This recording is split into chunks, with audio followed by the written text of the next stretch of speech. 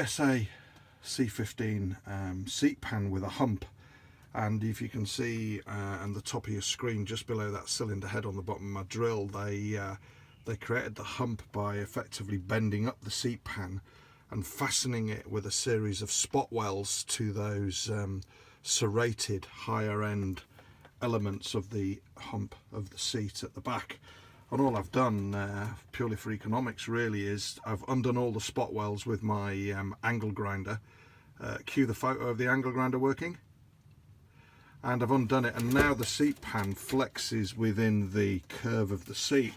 And all I'll do is I'll flatten it. It's still slightly raised there if you can see it, but I'll flatten it, spot weld flatten it, and then I'll cut a series of cuts in here, fold them over and smooth them out, and hopefully I'll end up with a jolly good C15 seat pan without the hump, allowing me to put the new seat foam and cover on. So keep watching the video. This is really the last bit of putting the C15 back together as a bit of a oily rag rolling restoration. For those that know me will know that that's my preferred style, but hope this has given somebody else the idea of reusing a seat pan that otherwise would have been not really any good. Thanks for watching.